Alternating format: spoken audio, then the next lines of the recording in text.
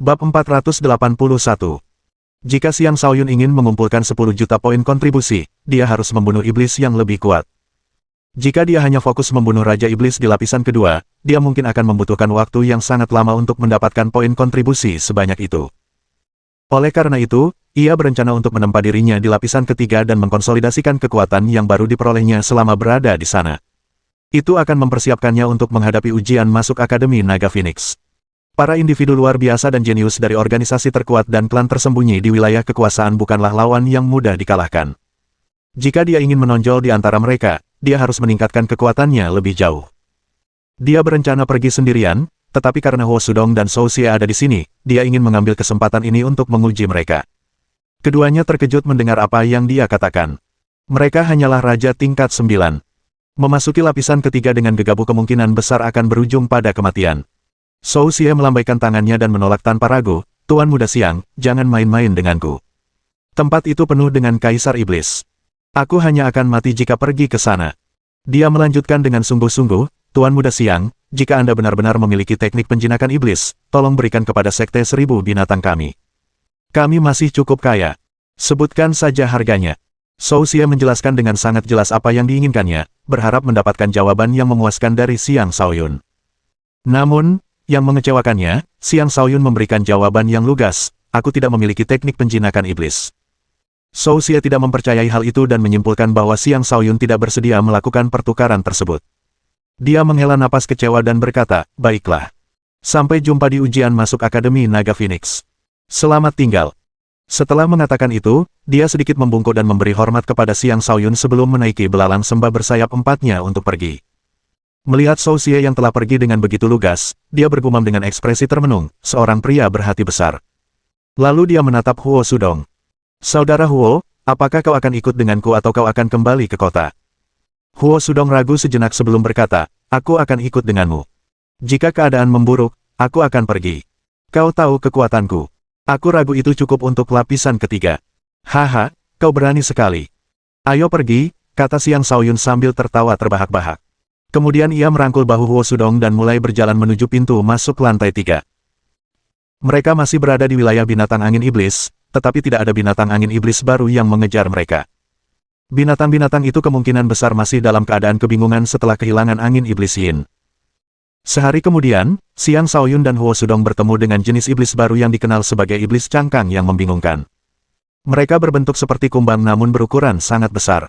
Pada cangkang keras mereka terdapat banyak pola yang menakjubkan. Seperti sekelompok bukit yang bergerak, mereka menyerbu ke arah Xiang Shaoyun dan Huo Sudong, menampilkan pemandangan yang mengerikan. Mereka semua adalah Raja Iblis, dan jumlah mereka lebih dari 10 orang.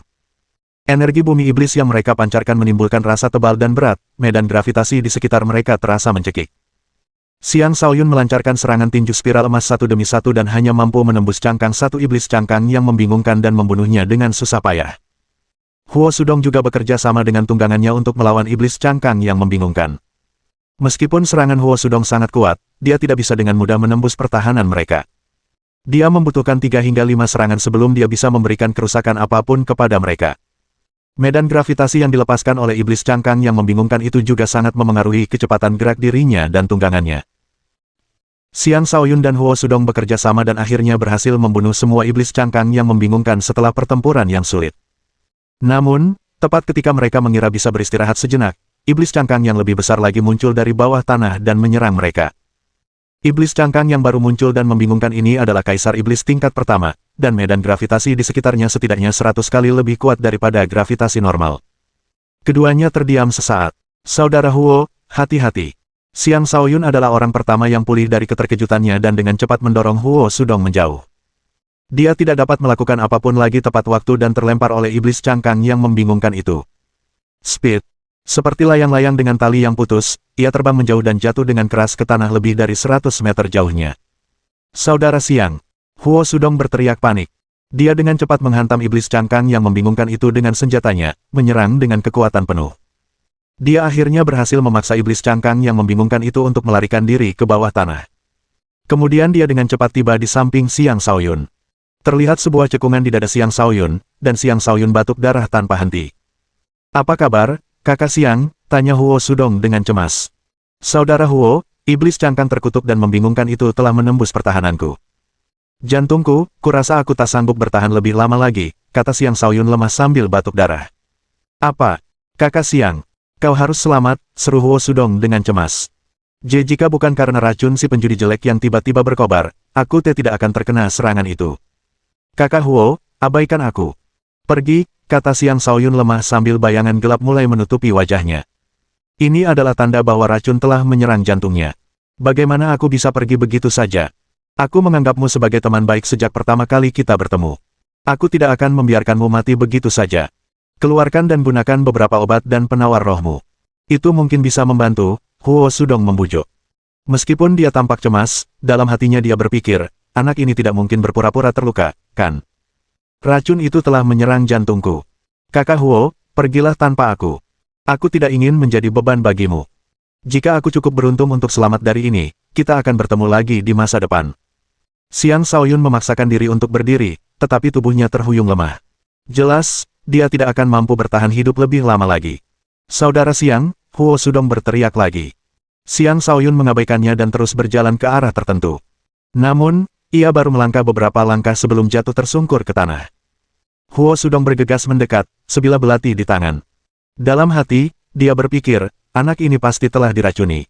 Tapi aku tidak yakin apakah itu cukup untuk membunuhnya. Aku akan menusuknya untuk memastikan. Rahasianya akan menjadi milikku, dan aku juga bisa menyelesaikan misi pembunuhan ini sekaligus. Mati. Huo Sudong menikamkan belati ke kepala Siang Shaoyun. Tepat ketika belati itu hendak mengenai sasaran, angin sepoi-sepoi bertiup, dan tubuh Siang Shaoyun bergeser ke samping. Siang Shaoyun berbalik, menatap Huo Sudong, dan berkata dingin, kau memang berniat jahat. Huo Sudong terdiam sejenak. Kemudian dia tersenyum dan berkata, hehe, kakak Siang, kau aktor yang hebat, ya. Kau bahkan berhasil menipuku. Dia selalu menjadi orang yang berhati-hati dan baru memutuskan untuk bertindak setelah melihat rona gelap di wajah Siang Shaoyun dan memastikan bahwa dia telah diracuni. Sayangnya, dia tetap tertipu. Bab 482. Bayangan gelap di wajah Siang Shaoyun dengan cepat menghilang. Itu hanyalah sesuatu yang dia ciptakan dengan menyalurkan energi iblis ke wajahnya. Adapun luka di tubuhnya, memang disebabkan oleh iblis cangkang yang membingungkan. Namun, luka itu tidak separah yang dia perlihatkan. Dia melakukan semua itu untuk menguji Huo Sudong. Huo Sudong sudah berhati-hati, tetapi pada akhirnya dia tetap saja membeberkan dirinya. Meskipun begitu, dia tidak terburu-buru untuk melarikan diri. Sebaliknya, dia menatap Siang Shaoyun dengan tenang, tanpa menunjukkan rasa takut. Kau aktor yang hebat. Aku paling benci pengkhianat. Karena itu, kau harus mati, kata Siang Shaoyun dengan nada membunuh. Seluruh tubuhnya memancarkan kekuatan saat penampakan naga dan harimau yang mengaum muncul di sekelilingnya. Pada saat ini, dia tampak tidak lebih lemah dari seorang raja tingkat puncak. Auranya tertuju pada Huo Sudong, dan dia yakin Huo Sudong tidak akan bisa melarikan diri. Tiba-tiba, dia bergerak. Dia telah sepenuhnya menguasai tahap bergerak secepat angin dan dapat memasuki tahap ruang yang menyusut kapan saja. Saat menyerang, dia langsung tiba di depan Huo Sudong, dan tinjunya muncul entah dari mana di depan jantung Huo Sudong. Ini adalah serangan fatal. Dia sama sekali tidak berniat mengampuni Huo Sudong. Bang! Ketika tinju Siang Shaoyun menghantam Huo Sudong, kekuatan yang tak terlukiskan tiba-tiba melonjak keluar, melepaskan kekuatan pukulan itu saat Huo Sudong melayang ringan ke belakang seperti sehelai daun. Apa? Siang Shaoyun terkejut. Dia tidak memanggil petir apapun untuk serangan itu, tetapi pukulannya tetap sekuat serangan raja tingkat puncak. Seharusnya itu lebih dari cukup untuk melukai Huo Sudong dengan parah. Namun Huo Sudong mampu dengan mudah melenyapkan kekuatan pukulannya. Itu sangat mengejutkannya. Hehe, kau tidak akan bisa membunuhku semudah itu, kata Huo Sudong sambil mencibir sebelum berubah menjadi 8 tubuh. Masing-masing memegang belati di tangan saat mereka menyerang Siang Shaoyun. Pembunuhan hantu. Mereka yang mengenal pembunuh tikus dengan baik akan dapat mengenali teknik ini. Ini adalah teknik eksklusif mereka, teknik yang sangat cocok untuk pembunuhan. Seseorang tidak akan dapat dengan mudah membedakan mana tubuh asli ketika diserang oleh teknik ini. Teknik ini mengungkap identitas Huo Sudong. Dia adalah seorang pembunuh dari pembunuh tikus. Bahkan, dia adalah seorang pembunuh tingkat tinggi di organisasi tersebut. Sungguh trik yang tidak berguna, kata Siang Shaoyun. Dengan domain jiwa neternya, dia langsung menemukan tubuh asli Huo Sudong dan melancarkan tinju petir. Didukung oleh energi petir perak, pukulan itu melepaskan kekuatan yang melampaui alam raja tanpa perlu memanggil petir dari langit. Untaian arus listrik perak menari-nari di sekitar kepalan tangan saat ular petir bertanduk sepanjang 100 meter melesat keluar dari kepalan tangan, mulutnya terbuka lebar, taringnya terlihat. Huo Sudong mengangkat alisnya. Dia tidak menyangka Xiang Shaoyun akan dapat menemukan tubuh aslinya dengan segera. Karena tidak punya pilihan lain, dia terpaksa menghadapi serangan Xiang Shaoyun secara langsung. Kedua tinju bertabrakan, dan Huo Sudong memanfaatkan dampak benturan tersebut untuk mundur cukup jauh. Selamat tinggal, saudara Xiang. Mari kita tentukan pemenangnya di pertemuan kita berikutnya, kata Huo Sudong sambil melarikan diri dengan tunggangannya. Xiang Shaoyun ingin mengejar, tetapi iblis cangkang yang membingungkan itu tiba-tiba muncul lagi dari bawah tanah. Gelombang besar tanah dan batu naik dan menghantamnya. Pada saat yang sama, medan gravitasi yang kuat terbentuk di sekelilingnya, memperlambat gerakannya. Sungguh orang yang licik, desah Xiang Shaoyun. Saat Huo Sudong melarikan diri, dia telah mempertimbangkan arah kemunculan iblis cangkang yang membingungkan itu. Waktu yang dipilihnya untuk menyerang juga sangat tepat.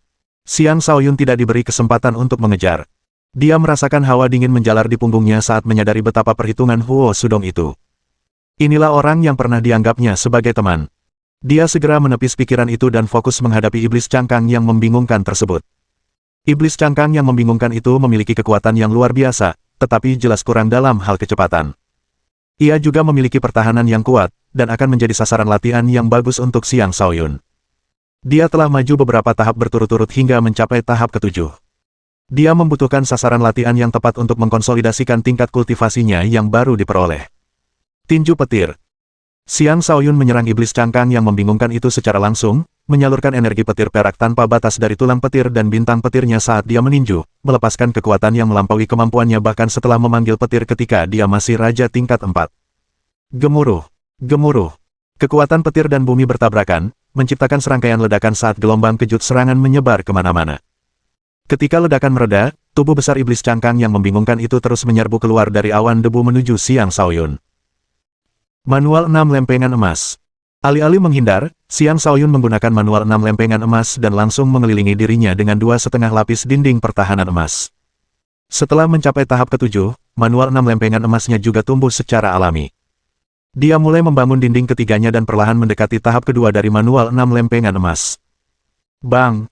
Iblis raksasa itu menghantam Xiang Shaoyun seperti gunung, membuatnya terpental dan dinding di sekitarnya runtuh. Ia baru bisa menstabilkan posisinya setelah terlempar lebih dari 100 meter. Setetes darah menetes dari sudut bibirnya, namun tidak terlihat rasa takut di wajahnya.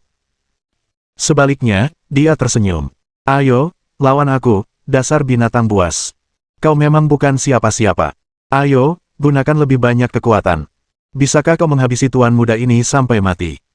Xiang Shaoyun memberi isyarat kepada iblis cangkang yang membingungkan itu dengan tatapan provokatif di wajahnya, memandang kaisar iblis tingkat pertama ini dengan penghinaan yang tak tertandingi. Iblis cangkang yang membingungkan itu merasa terprovokasi, dan ia menjerit saat menyerang lagi. Saat tubuhnya yang besar bergerak, tanah mulai bergetar. Xiang Shaoyun berdiri tegak seolah kedua kakinya dipaku ke tanah. Pancaran cahaya keemasan di sekelilingnya semakin terang saat dinding ketiganya mulai memanjang, mencapai 60% penyelesaian, semakin meningkatkan kemampuan bertahannya. Bang! Dengan benturan dahsyat lainnya, Xiang Shaoyun terlempar sambil batuk darah. Dia cepat bangkit dan kembali memprovokasi iblis cangkang yang membingungkan itu. Dan sekali lagi, iblis cangkang yang membingungkan itu menyerangnya. 1 kali, 2 kali, 3 kali, setelah adegan yang sama berulang lebih dari 10 kali, Xiang Shaoyun akhirnya menyelesaikan dinding ketiganya, dengan dinding keempatnya baru sekitar 50% selesai. Ini menandakan bahwa dia telah mencapai tahap kedua dari kitab 6 lempengan emas, yaitu tahap tembok tembaga. Setelah menyelesaikan tembok keempatnya, dia akan mampu membentuk benteng yang tak dapat ditembus oleh kaisar manapun. Satu-satunya alasan Xiang Shaoyun berulang kali berkonfrontasi dengan iblis cangkang yang membingungkan itu adalah agar dia bisa menempa dan meningkatkan kitab 6 lempeng emas miliknya. Iblis cangkang yang membingungkan itu menyerangnya lagi, tetapi kali ini, dia hanya terlempar tanpa mengalami cedera apapun. Bahkan tidak ada retakan yang muncul di dinding emasnya. Baiklah. Terima kasih atas sesi latihannya. Sebagai hadiah, aku akan memberimu kematian yang cepat, kata Xiang Shaoyun dengan senyum tipis di wajahnya. Bab 483. Rambut hitam panjang Xiang Shaoyun mulai berkibar-kibar sementara matanya bersinar seperti sepasang matahari yang terang. Ia memiliki pembawaan yang tak tertandingi, membuatnya tampak seperti putra seorang dewa. Aura samar terpancar dari dirinya, memungkinkannya untuk sepenuhnya mengabaikan medan gravitasi.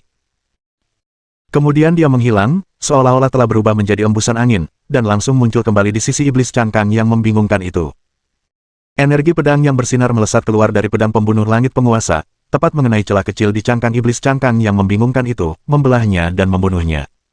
Ini adalah Kaisar Iblis yang keunggulannya terletak pada pertahanan. Namun, seorang kultivator alam langit tingkat 7 telah membunuh makhluk buas ini hanya dengan satu serangan. Tidak seorang pun akan mempercayai ini tanpa menyaksikannya sendiri. Tentu saja, jika Xiang Shaoyun harus melawan iblis cangkang yang membingungkan itu secara langsung, dia harus mengerahkan banyak usaha untuk membunuhnya. Tetapi dengan bakat instingnya, dia telah lama menemukan kelemahan iblis cangkang yang membingungkan itu. Iblis itu dilindungi oleh lapisan cangkang, tetapi ada lubang kecil di lapisan-lapisan tersebut, dan ini juga merupakan titik lemah. Itulah bagaimana dia mampu mencapai prestasi luar biasa dengan membunuhnya dalam satu serangan. Membunuh Kaisar Iblis Cangkang yang membingungkan ini telah memberinya 20.000 poin kontribusi. Itu tidak mengherankan, karena semakin kuat iblis yang dibunuh, semakin banyak poin kontribusi yang bisa didapatkan. Karena Xiang Shaoyun sudah menjadi kaisar perang sejati, ada kemungkinan dia benar-benar dapat mengumpulkan cukup poin kontribusi dalam setengah tahun. Setelah membunuh Kaisar Iblis Cangkang yang membingungkan, dia menyeret mayatnya ke alam jiwa neter untuk memberi makan rune hantu. Saat ini, Patriark Rune Hantu sudah menjadi Kaisar Iblis tingkat ketiga. Dia telah tumbuh pesat setelah mengonsumsi darah dan inti iblis dari Patriark Binatang Angin Iblis. Dengan semakin berkembangnya Rune Hantu, Xiang Shaoyun mulai merencanakan untuk mengubahnya menjadi pasukan yang kuat. Persediaan iblis yang besar di alam iblis ini akan berfungsi sebagai umpan bagi pasukan Rune Hantu ini. Xiang Shaoyun tidak terburu-buru untuk pergi kemanapun. Sebelumnya, dia hanya terburu-buru agar bisa menemukan kesempatan untuk mengungkap dan menghadapi Huo Sudong. Sekarang setelah sendirian, dia bisa fokus pada pengembangan beberapa teknik pertempuran untuk lebih meningkatkan kemampuan bertarungnya. Lagi pula, seiring bertambahnya kekuatannya, beberapa teknik bertarungnya tidak lagi sesuai dengan tingkat kultivasinya saat ini, seperti jari penghancur bintang, tinju helix emas, dan teknik tingkat rendah lainnya. Menggunakannya hanya akan sangat memengaruhi kemampuan menyerangnya. Setelah mendapatkan angin iblis yin, kekuatan anginnya telah meningkat pesat. Karena itu, sekaranglah saatnya untuk mengembangkan teknik pertempuran elemen angin. Dia sudah memiliki satu teknik yang baru dibuat, angin dan petir. Ini adalah teknik pertempuran yang memanfaatkan kekuatan angin dan petir, sesuatu yang dia ciptakan secara tidak sengaja dalam keadaan tanpa berpikir. Teknik ini memiliki kekuatan untuk menjadi kartu andalannya. Namun, teknik itu saja tidak cukup baginya. Kartu andalan umumnya akan menghabiskan banyak energi saat digunakan. Selain itu, kartu andalan memang sangat ampuh dan akan menjadi pilihan tepat melawan lawan yang perlu dikalahkan, tetapi terlalu kuat untuk digunakan dalam pertarungan biasa. Xiang Shaoyun mencari-cari di otaknya berbagai teknik pertempuran yang telah dihafalnya, dan ia segera berhenti pada teknik tingkat 5 yang disebut tendangan badai. Ini adalah teknik tingkat kaisar, dan meskipun diklasifikasikan sebagai teknik tingkat 5 yang lebih rendah, itu sudah cukup untuk saat ini. Lagi pula, Sekte Ziling tidak memiliki terlalu banyak teknik pertempuran unik yang terkumpul. Dari semua yang dia ketahui, teknik ini paling cocok untuknya saat ini. Setelah mencapai tingkat penguasaan tertentu atas tendangan badai, seseorang akan mampu melepaskan badai dengan setiap tendangan. Semakin kuat seseorang, semakin kuat pula badai yang dihasilkan. Jika seorang kaisar menggunakan teknik ini, badai yang tercipta akan cukup kuat untuk dengan mudah menghancurkan beberapa gunung sekaligus. Tentu saja, daya hancur bukanlah keunggulan terbesar dari Hurricanekik. Keunggulan utamanya adalah efisiensinya dalam pertempuran kelompok. Dengan melepaskan badai selama pertempuran kelompok, seseorang dapat membuat medan perang menjadi kacau dan menemukan celah untuk membunuh musuh di tengah kekacauan tersebut. Setelah mengambil keputusan, Xiang Shaoyun mulai mempelajari esensi dan poin-poin penting dari teknik tersebut. Dia selalu memiliki kemampuan pemahaman yang hebat, dan setelah domain jiwa neternya menjadi berwujud, kekuatan jiwanya juga tumbuh pesat, memberinya pemahaman yang setara dengan kaisar tingkat atas. Xiang Shaoyun hanya membutuhkan waktu kurang dari 1 hari untuk sepenuhnya memahami poin-poin penting dari teknik tingkat kaisar ini, dan dia siap untuk mulai mempraktikkannya. Dan dengan bantuan energi angin di dalam tubuhnya, dia mampu dengan cepat memperoleh penguasaan awal atas tendangan badai. Alih-alih berhenti di suatu tempat untuk fokus mengembangkan teknik ini, dia berencana untuk terus melawan para iblis sambil memahaminya. Dengan begitu, dia akan mampu menguasai teknik ini lebih cepat. Alam iblis dipenuhi oleh iblis, dan Xiang Shaoyun sering berhadapan dengan iblis saat ia berkelana. Ia memulai kultivasinya melalui pertempuran. Awalnya, setiap tendangannya sangat kaku karena ia masih sangat asing dengan teknik tersebut. Saat ia terus bertarung, ia mulai mampu mengendalikan kakinya seperti tangannya. Ia juga mulai menciptakan bilah angin tajam melalui tendangan. Namun, bila angin ini tidak terlalu kuat karena hanya dapat melukai Raja Iblis tingkat lanjut. Setelah 2 hari, Xiang Shaoyun tidak lagi menciptakan bila angin saat menendang. Sebaliknya, ia menciptakan badai sungguhan yang terbentuk dari bila angin spiral, yang tampaknya mampu menghancurkan segalanya. Kekuatan tendangannya telah meningkat pesat. Jika aku menguasainya sepenuhnya, aku mungkin bisa menciptakan badai sekuat badai yang diciptakan oleh angin iblis Yin hanya dengan satu tendangan. Bahkan jika aku tidak bisa menciptakan badai sekuat itu, badai yang kubuat pun tidak akan jauh lebih lemah, gumam Xiang Shaoyun seiring pemahamannya tentang teknik tersebut meningkat. Dia adalah seseorang yang pernah terjebak dalam badai yang diciptakan oleh angin iblis Yin. Dia dibekali dengan pengetahuan tentang aliran angin, dan dikombinasikan dengan angin iblis Yin yang ada dalam dirinya, mengkultivasi tendangan badai bukanlah hal yang sulit baginya. Pada umumnya, bahkan seorang kaisar pun membutuhkan waktu antara 1 hingga 3 bulan untuk mencapai penguasaan awal atas teknik tingkat kaisar. Namun, Xiang Shaoyun hanya membutuhkan waktu 3 hari. Harus diakui bahwa dia benar-benar seorang kultivator jenius. Hari ini, setelah membunuh seorang Raja Iblis secara acak, Xiang Shaoyun berhenti sejenak untuk beristirahat. Bukan karena dia lelah, tetapi dia akan mengolah teknik pertempuran yang berbeda. Beberapa kultivator tingkat tinggi mungkin akan mengatakan bahwa dia terlalu ambisius jika mereka tahu apa yang sedang dia lakukan di sini. Namun, Xiang Shaoyun tidak mempermasalahkannya. Setiap bintangnya memiliki kekuatan yang berbeda. Jika dia tidak memiliki teknik pertempuran yang sesuai untuk setiap elemen, dia tidak akan mampu melepaskan sepenuhnya kekuatan mereka. Karena ia akan berhenti menggunakan tinju helix emas, ia membutuhkan teknik pertempuran elemen emas baru. Tak lama kemudian, ia memutuskan untuk menggunakan teknik pertempuran tingkat 5 yang disebut jari penjara ganas. Ini adalah teknik pertempuran elemen emas sekaligus teknik pertempuran jari. Dengan demikian, teknik ini dapat berfungsi sebagai pengganti jari penghancur bintang dan tinju helix emas. Untuk menguasai jurus jari penjara ganas, seseorang perlu memiliki tulang jari yang kuat dan energi emas yang bercampur dengan energi ganas. Jika seseorang memenuhi kedua persyaratan tersebut, ia akan memiliki akses ke serangan yang sangat merusak, seolah-olah ia dapat menembus kubah biru langit dan menghancurkan penjara dunia ini hanya dengan satu tusukan jari. Pada penguasaan penuh, seseorang bahkan mampu membunuh kaisar tingkat tinggi dengan satu tusukan. Karena Xiang Shaoyun pernah menguasai teknik jari sebelumnya, tulang jarinya pasti memenuhi persyaratan. Dan dengan adanya energi emas jahat di bintangnya, dia juga memenuhi persyaratan kedua.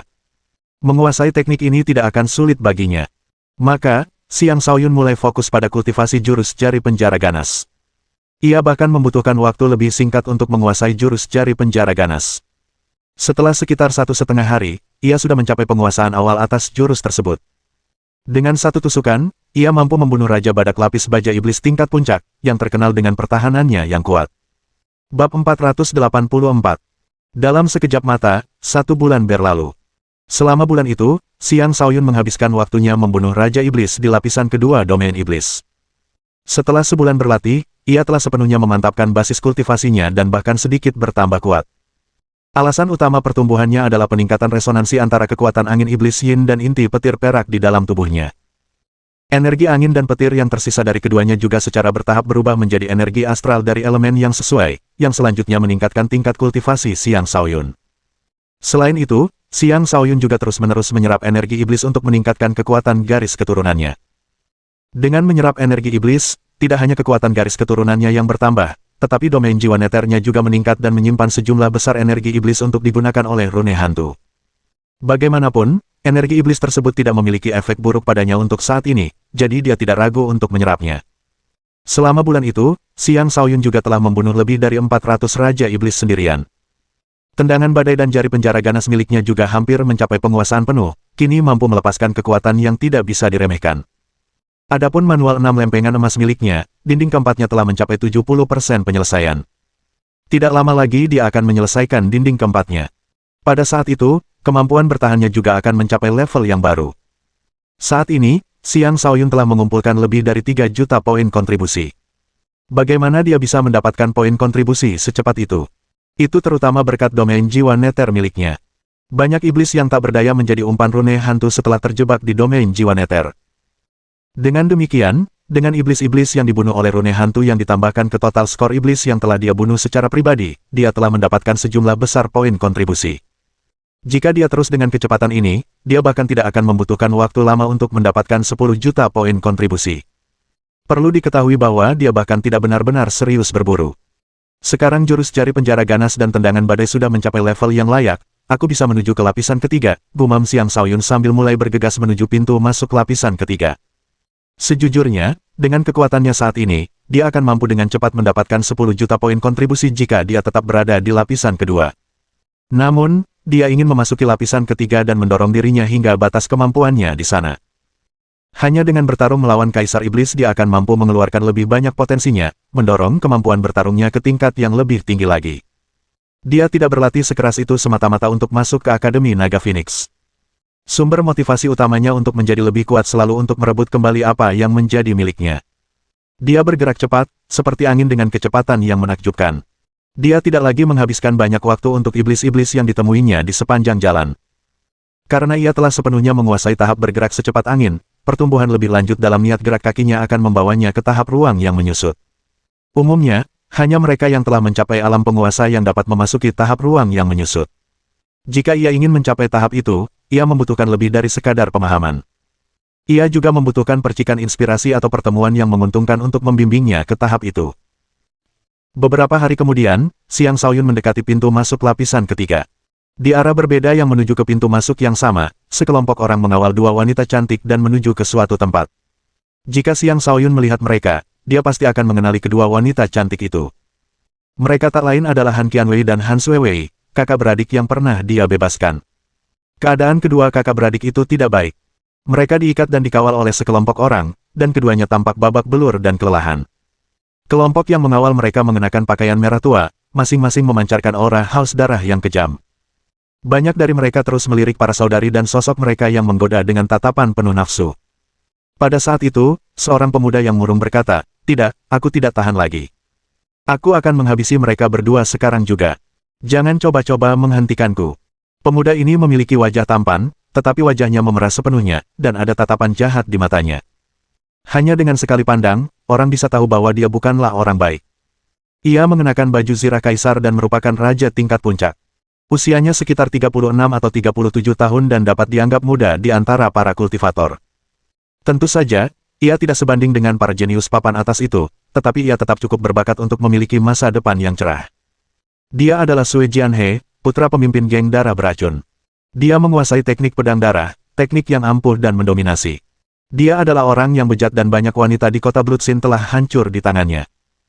Di matanya, para saudari klan Han adalah wanita-wanita berkualitas terbaik, dan dia telah lama mendambakan untuk mencukur bulu mereka. Tuan Muda He, lebih baik kita menunggu. Raja telah memerintahkan agar kita tidak melukai mereka. Beliau mengatakan bahwa mereka akan digunakan untuk mengancam Han Pojun agar menyerahkan batu kepompong darah. Jika Anda menyentuh mereka sekarang, Anda hanya akan merusak rencana Raja, saran seorang ahli alam kenaikan naga tingkat 7. Orang ini adalah yang terkuat di kelompok itu, Meng Gansu. Diam kau, Pak Tua Meng. Hanya masalah waktu sebelum aku mewarisi posisi ayahku. Alasan aku ingin menyentuh kedua wanita ini adalah agar aku bisa menggunakan mereka untuk memasuki alam kaisar. Bukannya aku membunuh mereka. Aku tidak akan merusak rencana ayahku, kata Sui Jianhe dengan tatapan kesal. Seandainya Meng Gansu tidak berulang kali menghentikannya, dia pasti sudah mengambil kedua wanita itu untuk dirinya sendiri sekarang. Saat ini, darahnya mendidih karena nafsu. Dia merasa akan gila jika masih tidak bisa menyentuh mereka.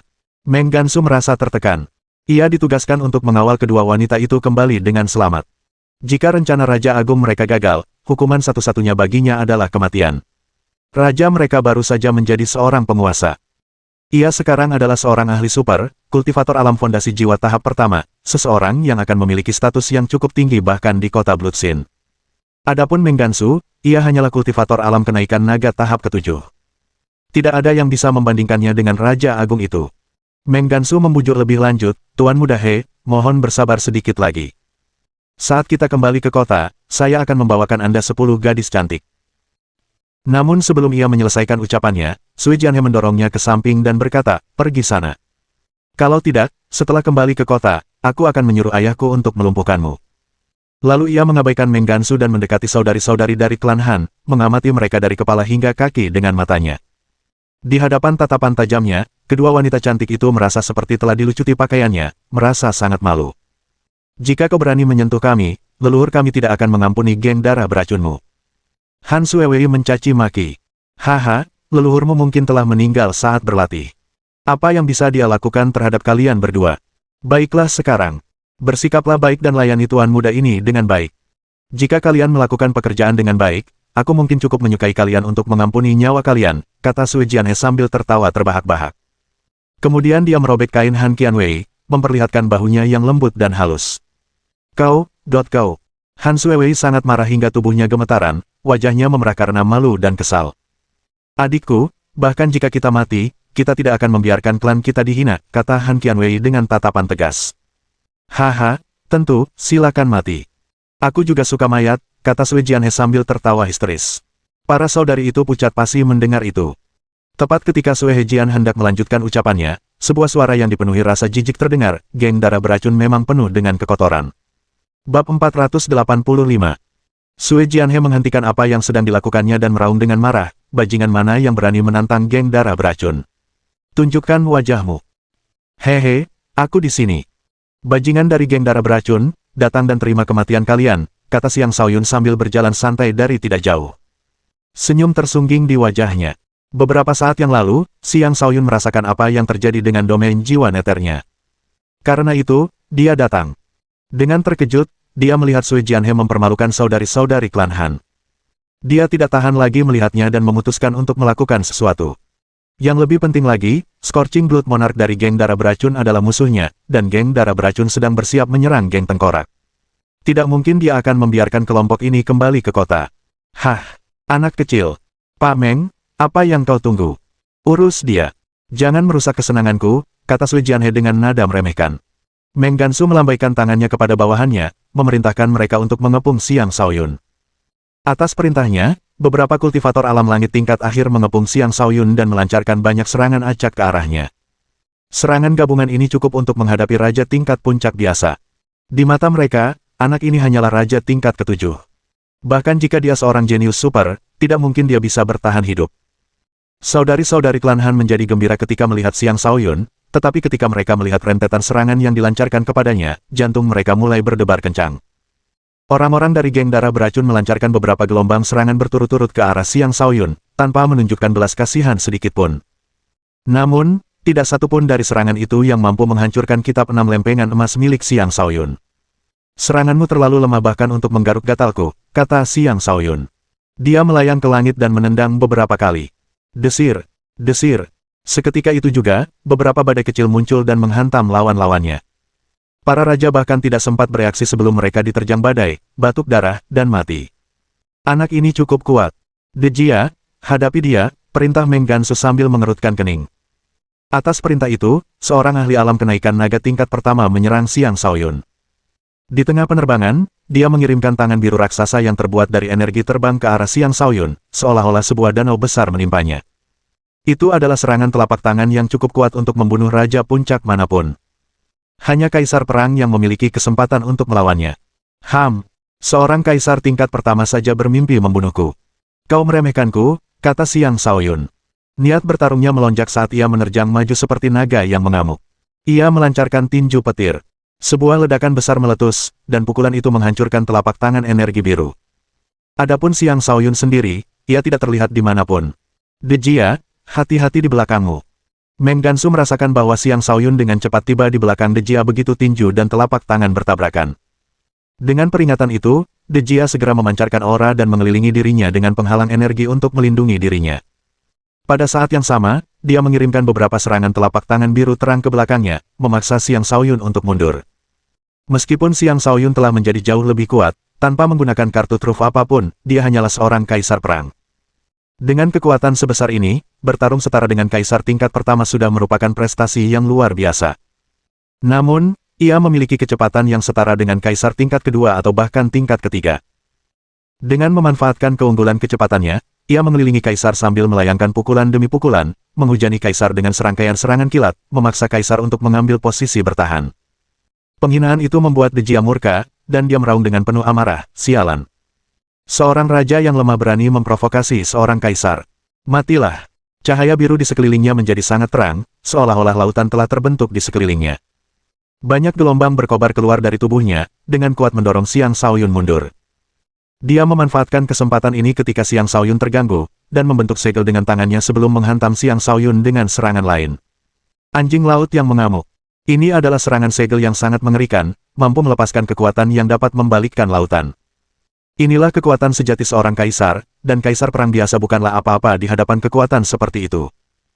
Setelah mencapai alam kenaikan naga, seorang kultivator akan memperoleh kemampuan untuk mengendalikan energi spiritual di udara secara akurat untuk melepaskan serangan yang kuat dan destruktif. Serangan gelombang itu baru saja mengacaukan Xiang Shaoyun, dan dia tidak punya cara untuk menghindari segel laut bergoyang yang datang dengan cepat. Karena itu, dia terpaksa menyalurkan kekuatan bintang emasnya ke jarinya dan menusuk gelombang itu dengan seluruh kekuatannya. Jari penjara yang kejam. Jari penjara ganas memiliki ketajaman energi emas dan dukungan energi ganas, memberikannya kekuatan yang mengerikan.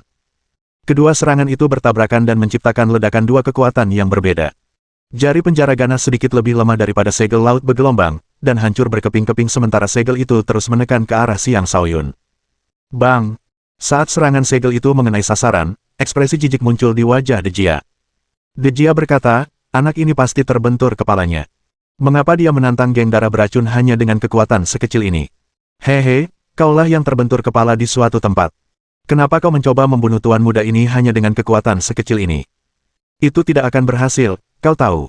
Ayo, gunakan semua kekuatanmu, kata Xiang Shaoyun, sekali lagi muncul di hadapan De Jia. Pakaiannya berantakan, tetapi dia tampaknya tidak mengalami luka parah. 3 lapis dinding emas utuh dan 1 dinding emas yang 70% lengkap mengelilinginya, bersinar cemerlang.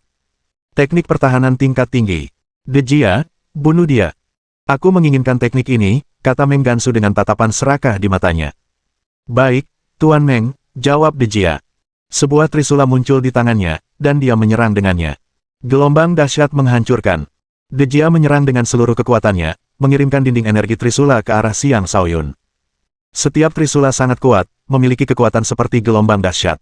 Ini baru benar, kata Xiang Shaoyun dengan gembira. Sepasang sarung tangan muncul di tangannya saat dia melayangkan sejumlah tinju petir ke depan. Dengan arus listrik yang sangat besar berputar-putar di sekelilingnya, setiap pukulan dilancarkan tanpa menahan diri.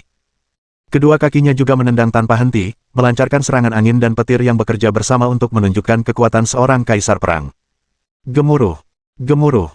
Pertempuran sengit meletus di antara keduanya, menciptakan banyak ledakan di sekitar mereka. Dasar sampah!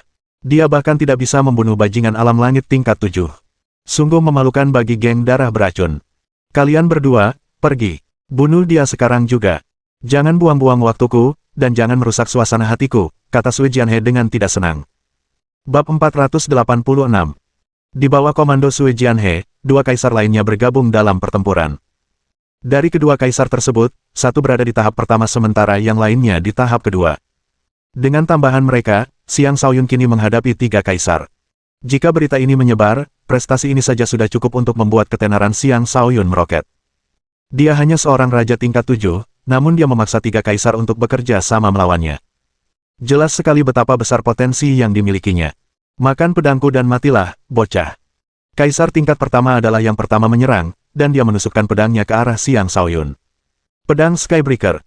Kaisar tahap kedua juga menyerang, melemparkan cakram berputar ke arah Xiang Shaoyun.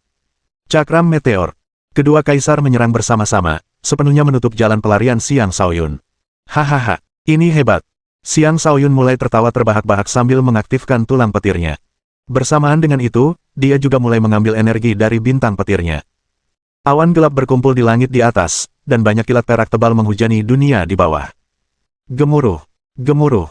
Setelah menyatu dengan inti petir perak, seluruh tulang punggung Xiang Shaoyun berubah warna menjadi ungu dan perak. Warna yang sama juga menyebar kedua tulang rusuknya, menandakan bahwa jumlah tulang petir di tubuhnya semakin bertambah. Kekuatan petir bawaannya semakin kuat, dan inti petir perak di bintang petirnya juga sangat meningkatkan kemampuannya untuk memanggil petir. Pada saat yang sama, badai dahsyat muncul di sekitar mereka. Badai ini tidak sesederhana badai topan yang diciptakan oleh tendangan badai. Sebaliknya, badai ini terbentuk oleh angin iblis Yin. Ini adalah badai yang sama yang telah mengelilingi angin iblis Yin sebelum disempurnakan oleh Xiang Shaoyun, dan satu-satunya perbedaan adalah bahwa versi ini jauh lebih lemah dan lebih kecil skalanya. Meskipun demikian, ketika dikombinasikan dengan petir perak, bencana alam yang mengerikan tetap tercipta. Serangan ini tak lain adalah teknik yang secara tidak sengaja diciptakan Xiang Shaoyun saat memurnikan inti petir perak dan angin iblis Yin, angin dan petir. Keterkejutan seketika menyelimuti wajah ketiga kaisar. Mereka merasakan ancaman yang sangat besar dari serangan ini. Tak lama kemudian, mereka sepenuhnya tenggelam di tengah badai angin dan petir, kehilangan kemampuan untuk melihat lingkungan sekitar dengan jelas. Sial! Teknik terlarang apa yang digunakan anak itu? Kenapa begitu menakutkan? Teriak Meng Gansu panik. Dia bergegas mendekat dan membanting telapak tangannya ke depan, melancarkan dua serangan mengerikan ke arah badai. Gemuruh! Gemuruh! Meng Gansu membuktikan dirinya sebagai kaisar tingkat akhir. Dengan kekuatannya yang jauh melampaui Xiang Shaoyun, ia menghapus badai dan menyelamatkan ketiga kaisar. Meskipun demikian, ketiga kaisar tampak sangat menyedihkan. Tubuh mereka hangus hitam, pakaian mereka compang-camping dan berlumuran darah merah. Mereka jelas terluka parah. Dengan satu serangan, Xiang Shaoyun telah mengubah tiga kaisar menjadi bentuk yang mengerikan. Ini adalah prestasi yang menakjubkan. Adikku, dari manapun kau berasal, silakan pergi. Kita bisa melupakan ini jika kau pergi sekarang, kata Meng Gansu dengan tenang. Dia tampaknya sama sekali tidak peduli dengan apa yang telah terjadi sebelumnya. Bisa dibilang dia bahkan sedikit bersikap hormat saat berbicara dengan Xiang Shaoyun. Tentu saja, Sui Jianhe menganggap itu tidak dapat diterima. Dia membentak Meng Gansu, apakah kau bodoh? Kau berpura-pura semuanya baik-baik saja padahal dia baru saja membunuh orang-orang kita. Apakah kau akan melakukan hal yang sama setelah aku juga terbunuh? Diam! Meng Gansu berteriak dan menatap Sui Jianhe. Dalam hati, dia mengumpat, dasar bodoh tak berotak. Orang ini sudah begitu kuat hanya dengan tingkat kultivasi alam langit tingkat 7. Dia juga berani memasuki alam iblis sendirian. Dia jelas seseorang dengan latar belakang luar biasa yang tidak boleh disinggung oleh geng darah beracun. Meng Gansu mampu memikirkan semua itu, namun Sui Jianhe, putra raja besar mereka dan calon pemimpin geng darah beracun, gagal mencapai kesimpulan yang sama. Meng Gansu benar bahwa dia adalah orang bodoh yang tidak berakal. Sejak kecil, Sui Jianhe tidak pernah dimarahi oleh siapapun selain ayahnya. Dia menganggap perilaku Meng Gansu sebagai pembangkangan dan sangat marah. Baiklah. Setelah ini selesai dan kita kembali ke markas, aku akan menyuruh ayahku untuk melumpuhkanmu, bajingan tua, umpat Sui Jianhe dalam hati.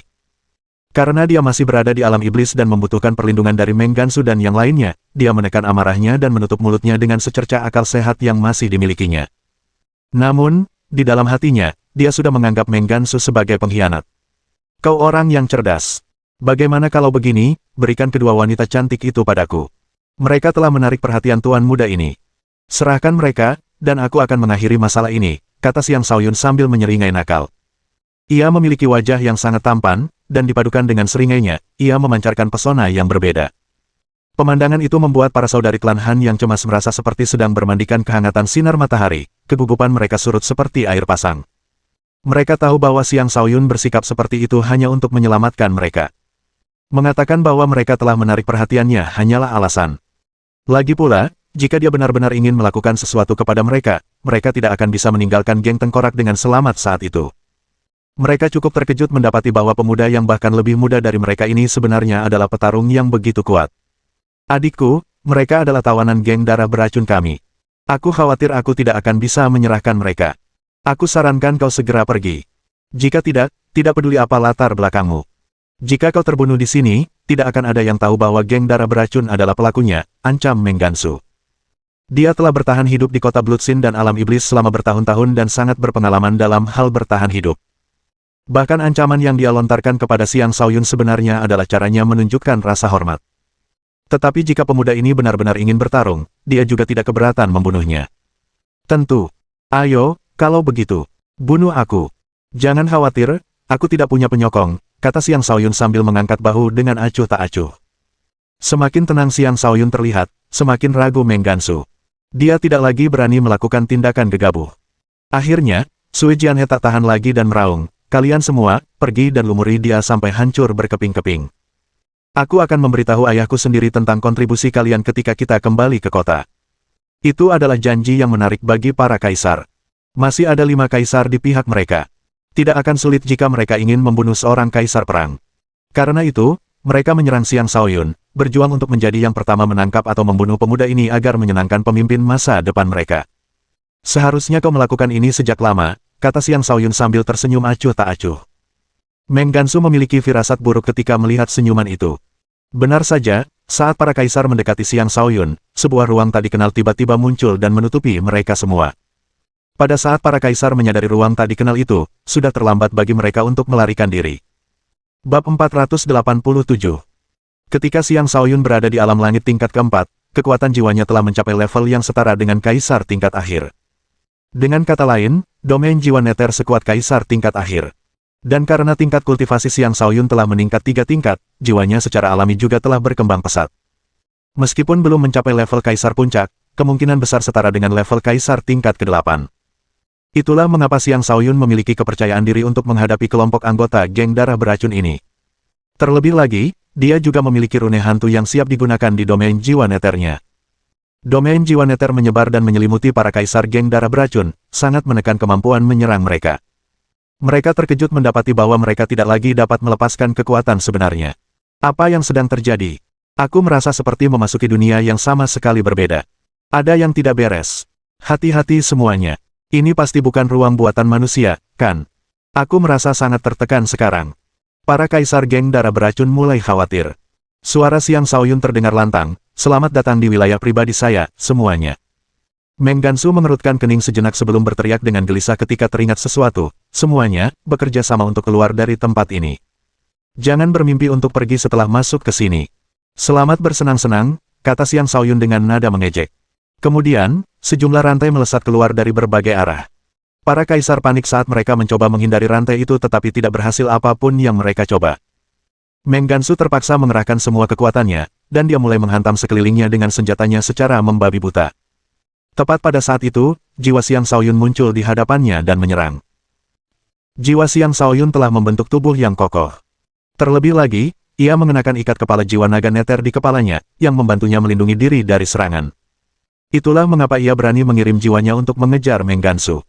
Bersamaan dengan bangkitnya garis keturunannya, ia juga mempelajari banyak rahasia alam jiwa neter.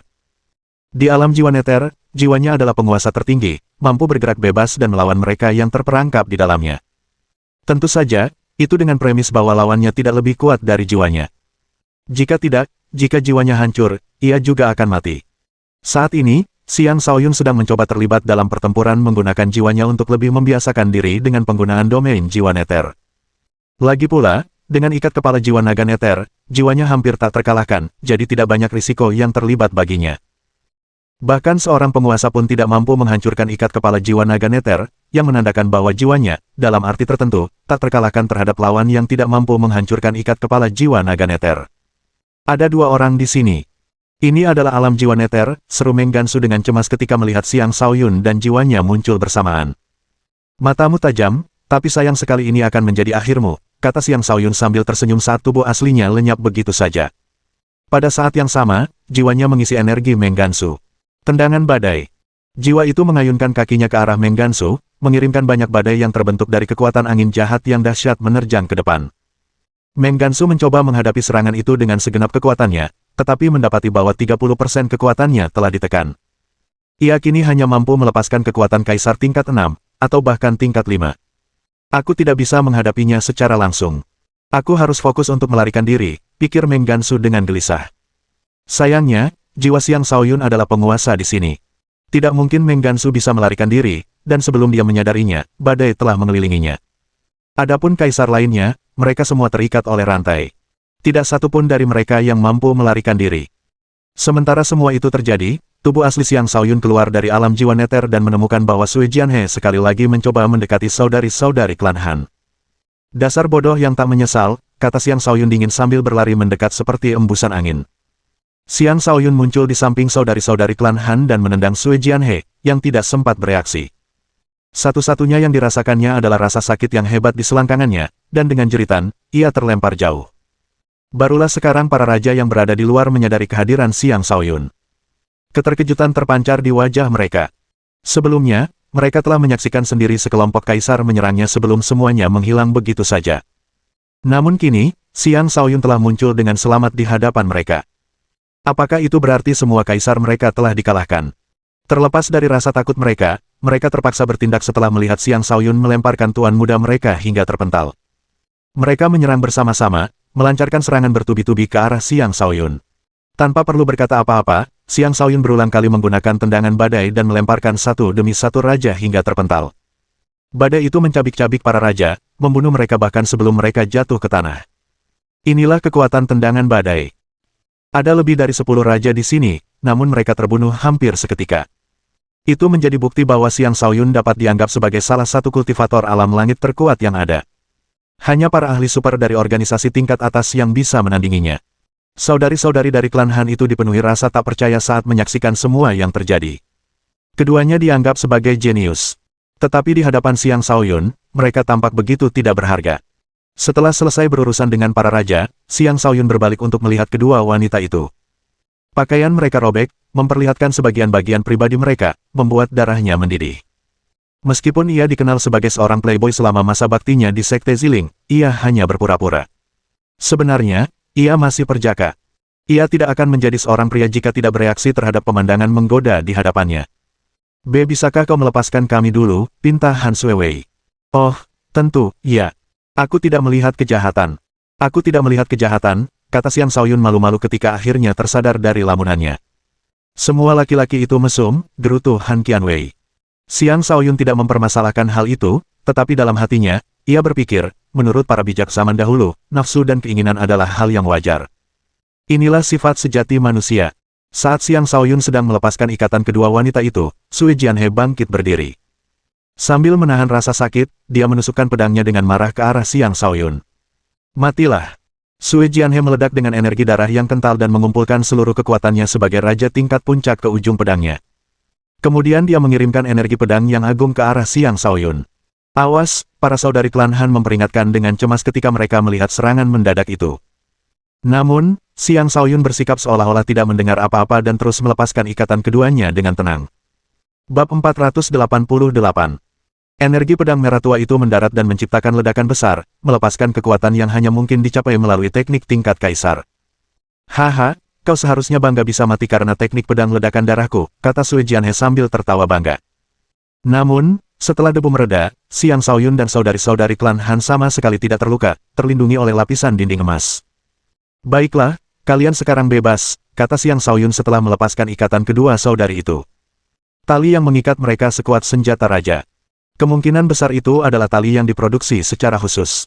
Jika tidak, tali itu tidak akan cukup kuat untuk mengikat keduanya sepenuhnya. Kau baik-baik saja. Sui Jianhe sangat terkejut. Tanpa ragu sedikitpun, dia mulai melarikan diri, berharap dia memiliki lebih dari dua kaki yang bisa dia gunakan untuk kabur. Dia tidak menyangka bahwa anak yang muncul secara tiba-tiba itu sebenarnya adalah orang yang begitu menakutkan. Bahkan para iblis pun tidak seseram dia. Sayangnya, ia hampir tidak sempat bergerak ketika Xiang Shaoyun muncul di hadapannya. Dengan tendangan keselangkangannya, ia terlempar jatuh di depan saudari-saudari klan Han. Rasa sakit yang hebat dari bagian bawah tubuhnya membuatnya berguling-guling di tanah kesakitan dengan kedua tangannya memegang selangkangannya. Baiklah, dia milikmu sepenuhnya, kata Xiang Shaoyun. Saudari-saudari klan Han menatap Sui Jianhe dengan kebencian yang mendalam di mata mereka. Maafkan aku. Aku Noxious Blow, pinta Sui Jianhe. Namun, para saudari klan Han tidak akan pernah mengampuninya. Mereka telah diperlakukan dengan buruk olehnya beberapa hari terakhir ini, dan sekaranglah saatnya bagi mereka untuk membalas dendam. Matilah kau, dasar mesum. Han Qianwei menginjak wajah Sui Jianhe, menyebabkan darah dan gigi yang patah berhamburan keluar dari mulutnya. Han Suewei pun tak tinggal diam. Ia menendang dada Sui Jianhe dengan sekuat tenaga, mematahkan tulang dadanya. Keduanya mulai melampiaskan amarah mereka padanya atas perlakuan buruk yang baru-baru ini mereka terima, menendangnya hingga tewas. Saat ia meninggal, mayatnya sudah tak dapat dikenali lagi. Adapun Xiang Shaoyun, dia tidak mau repot-repot memperhatikan apa yang dilakukan para saudari itu. Fokusnya telah kembali ke alam jiwa neter. Di sana, jiwanya sedang menghajar Meng Gansu. Meng Gansu adalah kaisar tingkat 7, namun dia sebenarnya bukanlah tandingan Xiang Shaoyun di alam jiwa neter. Hanya sedikit orang yang akan percaya bahwa ini mungkin terjadi. Bahkan, anggota klan neter kekaisaran pun tidak akan mempercayainya, kecuali jika itu dilakukan oleh seorang pangeran dari klan mereka. Meskipun telah mengerahkan seluruh kekuatannya, Meng Gansu tidak mampu mengeluarkan lebih dari 70% kekuatannya. Pemukulan yang diterimanya membuatnya sangat depresi. Tepat sebelum ia dibunuh, ia memohon, tolong ampuni aku. Aku punya rahasia tentang klan neter kekaisaran yang bisa kupertukarkan dengan nyawaku. Itu menyelamatkan nyawanya. Tentu saja, Xiang Shaoyun tidak akan membebaskannya dengan mudah. Hanya dengan mengendalikannya, Xiang Shaoyun dapat memastikan apakah dia mengatakan yang sebenarnya. Bagaimanapun, Xiang Shaoyun berencana untuk memasuki lapisan ketiga. Akan sangat membantu jika kaisar seperti Meng Gansu bertugas sebagai pengawalnya. Maka, Xiang Shaoyun menggunakan alam jiwa bawah dan mengirimkan banyak rune kuno ke arah Meng Gansu. Di alam jiwa bawah, rune-rune itu bahkan lebih kuat. Setiap rune bersinar terang dan bercahaya, memancarkan aura kuno saat mereka mengerumuni Meng Gansu. Alam jiwa neter ternyata kekuatannya meningkat lebih dari 2 kali lipat. Sepertinya alam jiwa neter dan kutukan jiwa naga neter dapat bekerja sama dengan efisiensi yang jauh lebih besar karena asal-usulnya yang serupa, pikir Xiang Shaoyun. Meng Gansu bahkan tidak mampu melawan sebelum jiwanya dikutuk. Penyiksaan pada jiwanya menyebabkan tekadnya langsung hancur. Dia segera bersumpah setia kepada Xiang Shaoyun. Barulah kemudian Xiang Shaoyun menghentikan penyiksaan dan membebaskan Meng Gansu dari alam jiwa bawah. Menggunakan alam jiwa bawah dalam pertempuran menghabiskan banyak kekuatan jiwa. Untungnya, sebuah batu pembangkit jiwa tersimpan di dalamnya, yang terus-menerus mengisi kembali kekuatan jiwa yang terkuras. Itulah yang memungkinkan Xiang Shaoyun menggunakan domain jiwa neter untuk jangka waktu yang lama. Jika tidak, dia tidak akan mampu menjaga domain jiwa neter tetap berada di luar dirinya untuk waktu yang lama. Jelas ada batasan waktu berapa lama dia bisa menjebak seseorang di dalam domain jiwa neter miliknya. Tentu saja, itu tidak berlaku untuk para rune hantu, yang seperti ikan yang kembali ke air di alam jiwa neter. Lagi pula, menurut Guiki, klan rune hantu adalah klan bawahan dari klan neter kekaisaran. Mereka bahkan mungkin adalah klan yang diciptakan oleh klan neter kekaisaran. Kemunculan Meng Gansu mengejutkan para saudari klan Han. Mereka tahu betul betapa menakutkannya orang ini dan takut bahwa kemunculannya kembali akan membawa malapetaka bagi mereka. Jangan khawatir. Fokuslah pada penyembuhan. Dia sekarang adalah pengikutku, kata Xiang Shaoyun. Bagaimana mungkin? Dia sekarang pengikutmu. Han Qianwei tidak percaya. Haha, mau bagaimana lagi? Aku bijaksana dan heroik, selalu menaklukkan orang lain dengan kebajikanku. Tidak mengherankan jika dia mengubah perilakunya setelah menyaksikan diriku yang berbudi luhur, kata Xiang Shaoyun tanpa rasa malu. Meng Gansu berlutut dengan satu lutut di hadapan Xiang Shaoyun dan bersumpah, Meng Gansu akan selamanya menaati perintah Tuan Muda. Baiklah, baiklah. Ayo, ada sesuatu yang perlu kita bicarakan, kata Xiang Shaoyun. Keduanya kemudian berjalan pergi, meninggalkan kedua saudari itu yang tampak tak percaya. Kakak, apakah kakak memperhatikan betapa tampannya dia? Tanya Han Suewei dengan tatapan tergila-gila.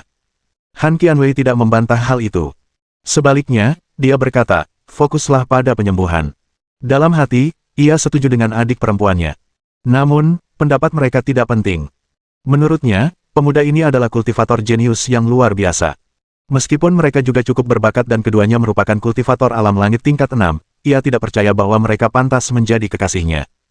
Tidak jauh dari situ, Xiang Shaoyun bertanya melalui transmisi suara, katakan padaku. Rahasia apa yang kau ketahui tentang klan neter kekaisaran?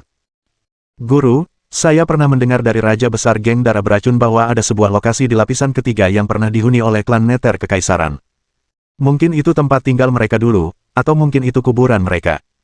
Namun, tempat itu juga dijaga oleh iblis-iblis yang sangat kuat. Bahkan para penguasa pun tidak akan berani menginjakkan kaki di sana dengan mudah, kata Meng Gansu. Situs klan neter kekaisaran. Apa kau yakin? Tanya Xiang Shaoyun dengan takjub. Meng Gansu berkata, kurasa begitu. Tempat itu mungkin memiliki semacam hubungan dengan klan neter kekaisaran, tetapi aku benar-benar tidak tahu. Menurut Raja Agung, tidak ada yang tersisa di sana. Bahkan jika dulu ada harta karun di sana, semuanya pasti telah diambil oleh mereka yang berada di sana sebelumnya. Tempat itu sekarang hanyalah situs yang terbengkalai. Jadi ini situs yang terbengkalai, Xiang Shaoyun menghela napas. Dia kemudian bertanya, apakah kau tahu hal lain tentang klan neter kekaisaran? Hal yang paling ingin dia ketahui adalah apakah klan neter kekaisaran merupakan bagian dari para iblis dan peran apa yang mereka mainkan dalam keseluruhan wilayah kekuasaan tersebut. Bab 489. Sayangnya, Meng Gansu juga tidak banyak mengetahui tentang klan neter kekaisaran. Namun, Xiang Shaoyun memperhatikan rasa takut dalam suaranya ketika ia berbicara tentang klan neter kekaisaran. Dalam hati, Xiang Shaoyun berpikir, lupakan saja. Aku akan mencoba mencari tahu lebih banyak tentang klan neter kekaisaran di masa depan. Untuk saat ini, aku harus fokus mencapai lapisan ketiga, dan jika ada kesempatan, aku akan mengunjungi tempat itu. Mungkin aku tidak akan pulang dengan tangan kosong. Kemudian ia kembali ke sisi saudari-saudari klan Han bersama Meng Gansu. Mereka telah mendapatkan beberapa obat spiritual dan kristal spiritual, jadi pemulihan mereka tidak akan memakan waktu lama. Satu-satunya alasan Xiang Shaoyun repot-repot membantu mereka adalah karena permusuhan antara dirinya dan geng darah beracun. Selain itu, ia juga merasa bersalah terhadap saudari-saudari itu karena pernah berbohong kepada mereka. Menyelamatkan mereka adalah caranya untuk menebus kebohongannya. Karena bosan sambil menunggu para saudari itu pulih, dia mulai memeriksa cincin penyimpanan para kaisar yang telah dia bunuh. Dia menemukan bahwa para kaisar itu memiliki cukup banyak harta karun di dalam cincin mereka. Hal itu dapat dimengerti, karena orang-orang ini adalah sekelompok bandit dengan sejumlah besar kaisar di antara mereka. Dengan demikian, koleksi harta karun mereka cukup menarik untuk menarik perhatian Xiang Shaoyun.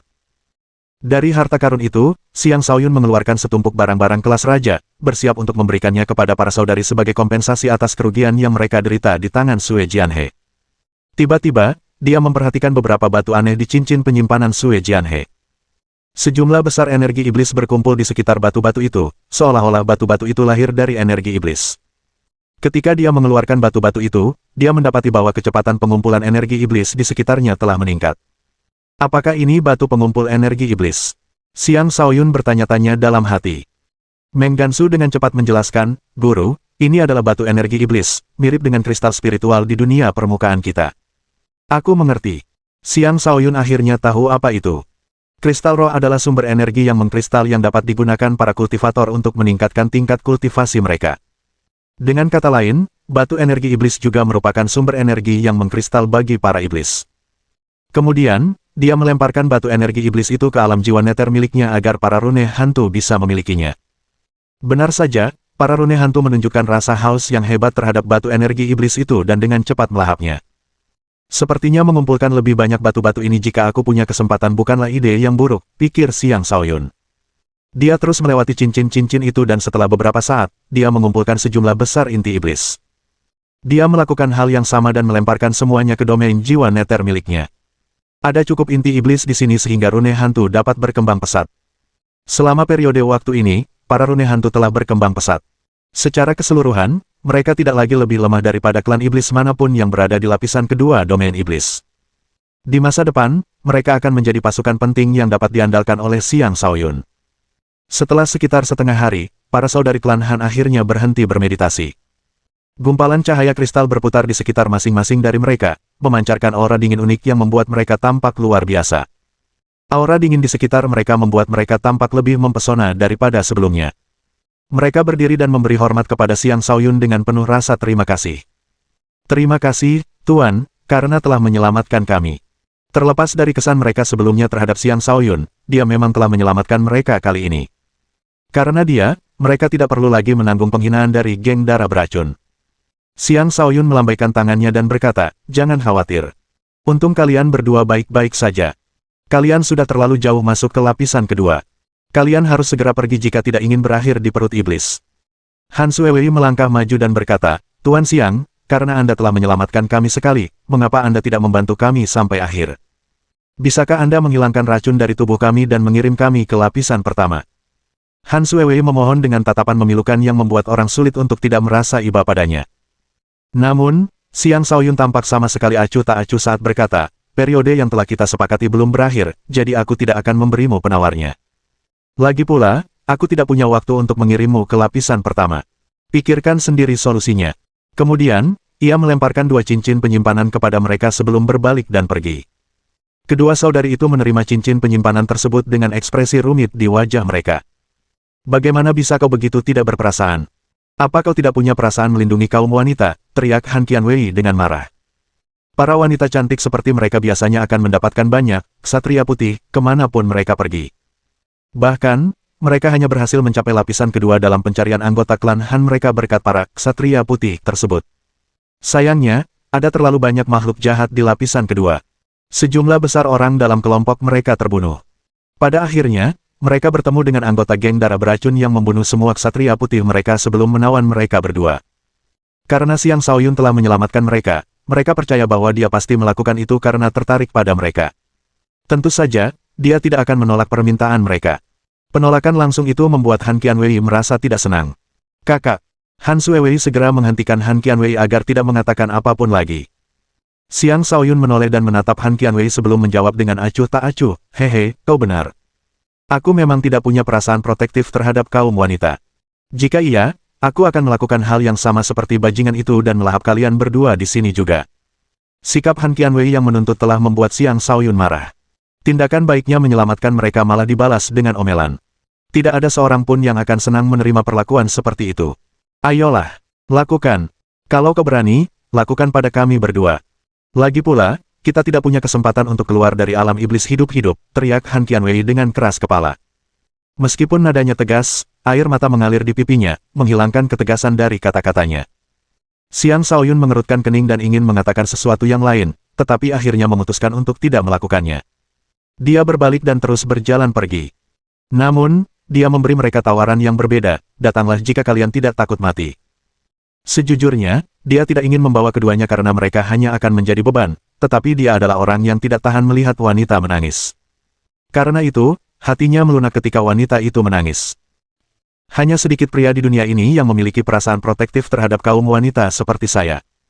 Mereka pasti buta, pikir Xiang Shaoyun dalam hati. Ayo, kakak. Kita pergi, kata Han Suewei dengan gembira. Dia dengan cepat menarik Han Qianwei sambil mengejar Xiang Shaoyun. Han Qianwei berhenti menangis, dan senyum licik terbentuk di wajahnya. Kelompok berempat itu menuju pintu masuk lapisan ketiga. Setelah menghadapi serangan dari binatang buas yang mengerikan, Xiang Shaoyun berkata, jika kalian ingin hidup, jangan hanya mengandalkan perlindungan saya. Kalian perlu mampu melindungi diri sendiri sampai batas tertentu. Kemudian, Xiang Shaoyun dan Meng Gansu mengabaikan saudari-saudari klan Han saat Raja Iblis menyerang mereka. Han Qianwei menjawab, kita memiliki lebih dari sekadar penampilan. Kita juga bisa melindungi diri kita sendiri. Lalu dia menyerang Raja Iblis. Han Suewei tidak ragu-ragu dan ikut menyerang. Jelas, kedua saudari itu telah mengembangkan teknik pertempuran kooperatif. Ketika bekerja sama, mereka mampu menunjukkan kekuatan yang jauh lebih besar daripada kekuatan gabungan satu lawan satu. Bab 490. Beberapa hari kemudian, Xiang Shaoyun tiba di pintu masuk lapisan ketiga dengan santai. Adapun saudari-saudari klan Han di belakangnya, mereka sama sekali tidak terlihat santai. Pakaian mereka berantakan, dan beberapa bekas luka yang mengerikan terlihat di tubuh mereka. Jelas, mereka telah melalui banyak pertempuran baru-baru ini. Mereka terus-menerus menatap punggung Xiang Shaoyun dengan marah, namun mereka tidak berani menyuarakan amarah mereka. Selama beberapa hari terakhir, keduanya telah bekerja sama untuk membunuh banyak Raja Iblis, dan ada kalanya mereka hampir terbunuh. Namun, Xiang Shaoyun mengabaikan semua itu, membiarkan mereka menghadapi bahaya sendiri. Jika bukan karena teknik pertempuran kooperatif yang mereka kembangkan, mereka pasti sudah mati sekarang. Bajingan yang tidak sopan, kutuk Han Qianwei dengan lembut. Jangan berkata begitu, kakak. Jika bukan karena dia, kita pasti sudah dipermalukan di tangan Sue Jianhe. Bagaimanapun juga, dia masih berhasil meminta pria parubaya itu untuk menyelamatkan kita beberapa kali saat kita bertemu dengan beberapa monster iblis yang sangat kuat, bujuk Han Suewei. Han Qianwei memutar matanya dan berkata, kenapa kau selalu membelanya? Apa kau jatuh cinta padanya? Tentu saja tidak. Han Suewei langsung membantah dengan wajah memerah. Sebaiknya memang begitu. Pria ini bukan jodoh yang cocok untukmu, kata Han Qianwei. Raut wajah Han Suewei tampak kecewa mendengar itu. Mengaum, mengaum. Tiba-tiba terdengar banyak raungan di udara. Gelombang energi iblis yang mengerikan melanda mereka saat sekelompok binatang buas iblis yang kuat muncul dan mengepung mereka. Manusia jahat, jangan pernah bermimpi memasuki lapisan ketiga, raungan salah satu iblis sebelum berubah menjadi gumpalan kabut hitam dan menghantam kelompok Xiang Shaoyun. Hati-hati, Tuan. Mereka adalah iblis kabut, yang bertugas menjaga pintu masuk ini. Mereka mampu menyatu dengan energi iblis di udara dan sangat sulit dideteksi. Kelalaian sekecil apapun akan berakibat kematian, jelas Meng Gansu. Awasi mereka. Biarkan aku melihat kemampuan iblis kabut ini, kata Xiang Shaoyun, niat bertempurnya membuncah. Dia tidak bertarung selama beberapa hari terakhir, tetapi dia juga tidak berdiam diri tanpa melakukan apapun. Dia telah bermeditasi tentang pengalaman pertempurannya sebelumnya, mencoba meningkatkan kemampuan bertarungnya semaksimal mungkin. Saat ini, benih api iblis di lautan kosmos astralnya hampir sepenuhnya dimurnikan oleh Yun Flame. Para iblis kabut menyelimuti area tersebut dengan kabut hitam tebal, sangat mengurangi jarak pandang. Ini adalah lingkungan yang sangat tidak menguntungkan bagi kultivator manapun. Namun, hal itu tidak berlaku untuk Xiang Shaoyun. Dengan domain jiwa neternya, dia dapat merasakan sekitarnya dengan jelas. Setan kabut itu memiliki tubuh kelelawar, kepala berwajah hantu, 4 anggota badan, dan sepasang sayap hitam. Bersembunyi di tengah kabut, mereka menerkam manusia. Setan kabut ini sebenarnya telah mencapai alam Kaisar Iblis. Menyadari hal itu, Xiang Shaoyun tak lagi berani lengah dan mulai menyerang dengan tendangan badainya dengan seluruh kekuatannya. Banyak gumpalan badai diluncurkan, menarik iblis kabut ke dalamnya sebelum mencabik-cabik mereka dengan kekuatan angin. Sayangnya, badai tersebut gagal menimbulkan banyak kerusakan pada iblis kabut. Salah satu dari mereka berhasil tiba dengan selamat di atas Xiang Shaoyun. Ia membuka mulutnya lebar-lebar dan mencoba menggigit kepalanya. Tepat pada waktunya, mata Xiang Shaoyun berbinar terang saat pedang pembunuh langit penguasa muncul di tangannya. Dia kemudian mengayunkan pedang itu ke mulut iblis kabut yang terbuka lebar. Pedang itu melesat di udara seperti sambaran petir. Dengan kilatan, iblis kabut itu terbelah menjadi dua. Selama kau bisa mendeteksi mereka, mereka sama sekali tidak menakutkan, gumam Xiang Shaoyun. Lalu dia menggunakan teknik gerak kakinya dan menyerang iblis kabut dengan pedang pembunuh langit penguasa di tangannya. Sambaran petir dari langit cerah. Saat menyerang, dia menggunakan seluruh kekuatannya. Sejumlah kilat perak dipanggil. Kilat-kilat itu menghujani tubuhnya dan bergabung dengan energi kilatnya sendiri sebelum dikeluarkan dari pedang, membentuk banyak energi pedang yang terbang ke segala arah. Gemuruh. Gemuruh. 4 iblis kabut terkena serangan, tubuh mereka hancur tak dapat dikenali. Seorang kaisar iblis tingkat 2 juga terkena serangan, tetapi ia mampu menahan serangan dan terus maju ke arah Xiang Shaoyun sebelum mencakar wajahnya. Sangat terkejut, Xiang Shaoyun segera mundur. Meskipun demikian, beberapa bekas luka masih tertinggal di dadanya, menyebabkan dia menggertakkan giginya karena kesakitan. Matilah kau, manusia, deru iblis kabut itu sambil meledakkan segumpal kabut beracun ke arah Xiang Shaoyun. Racun itu sangat kuat, tampaknya mampu mengikis segala sesuatu. Bahkan 4 lapis dinding emas di sekitar Xiang Shaoyun langsung meleleh ketika kabut itu menyentuhnya. Apa? Seru Xiang Shaoyun kaget sambil buru-buru menjauh. Dia bisa melihat betapa kuatnya kabut beracun itu. Jika tidak, penghalang pertahanannya tidak akan hancur semudah itu. Dia secara tidak sengaja menghirup sedikit kabut itu, namun kepalanya langsung terasa pusing dan pandangannya kabur, yang semakin menunjukkan betapa kuatnya racun ini. Petir ungu bawaan, murnikan. Sebelum sepenuhnya kehilangan kesadaran, Xiang Shaoyun mengalirkan petir ungu bawaannya ke seluruh tubuhnya beberapa kali, dengan paksa memurnikan racun itu hingga lenyap. Mati! Kaisar iblis tingkat 2 itu terus menyerang dan mencakar Xiang Shaoyun lagi. Xiang Shaoyun menghindari serangan itu, dan pada saat yang sama, tubuhnya mengambil posisi aneh saat dia melakukan serangan balik. Jari penjara yang kejam. Serangan jari itu didukung oleh energi emas yang kental dan ganas, dan seketika menembus tubuh iblis kabut, menyebabkannya meraung kesakitan. Rasa sakit itu membuat iblis kabut menjadi gila, dan iblis kabut mulai melepaskan lebih banyak kabut beracun dari tubuhnya, menyelimuti Xiang Shaoyun dengan gumpalan kabut tebal. Selain itu, beberapa iblis kabut lainnya juga memuntahkan sejumlah besar kabut beracun, yang sangat meningkatkan kepadatan kabut di sekitar Xiang Shaoyun. Racun yang terkandung dalam gumpalan kabut ini mungkin cukup untuk membunuh kaisar tingkat 4 secara instan. Berusaha meracuniku sampai mati. Jangan harap. Tuan muda ini terlahir kebal terhadap racun. Xiang Shaoyun meraung saat energi ungu berputar di sekelilingnya, seolah-olah seekor naga ungu terbang keluar dari tubuhnya. Seketika, banyak kilat perak dipanggil dari langit dan menghujaninya. Pada saat yang sama, sejumlah besar energi angin menyembur keluar dari tubuhnya dan mulai berputar di sekelilingnya, menciptakan badai angin dan petir yang mengerikan. Badai itu mengandung kekuatan angin jahat iblis dan petir perak, yang langsung menghancurkan gumpalan kabut tersebut. Sambaran petir juga menghantam iblis kabut, menyebabkan mereka meraung kesakitan tanpa henti. Berdiri di tengah badai, Xiang Shaoyun mengaktifkan mode kesatuan pedang manusia dan mengayunkan pedangnya berulang kali, mengirimkan banyak energi pedang yang mengerikan ke segala arah. 2 iblis kabut langsung tewas, dan 3 lainnya terluka parah. Bisa dikatakan Xiang Shaoyun membantai para kaisar iblis di sana-sini dengan kemampuan bertarungnya yang luar biasa. Meskipun begitu, apa yang dilakukannya belum cukup untuk membunuh mereka semua. Yang tersisa masih terus bertarung, menyerangnya dari berbagai arah. Bahkan badai angin dan petir di sekitarnya pun tidak dapat menghentikan serangan mereka. Mohon dukungan dari omom ante-ante sekalian, buat subscribe atau sharekan novel Mimin ke Facebook kalian, agar channel Mimin bisa terus berkembang. Dengan begitu, Mimin bisa lebih semangat untuk up novel seru lain ke depannya. Buat teman-teman yang sudah subscribe dan sharekan novel Mimin, Mimin ucapkan terima kasih sebanyak-banyaknya. Sekiranya teman-teman menghadapi masalah video diputar dalam bahasa Inggris, coba tukar kepada bahasa Indonesia original melalui cara ini. Semasa mendengarkan, pencet tombol setting di atas kanan video, pilih audio track dan tukar bahasa.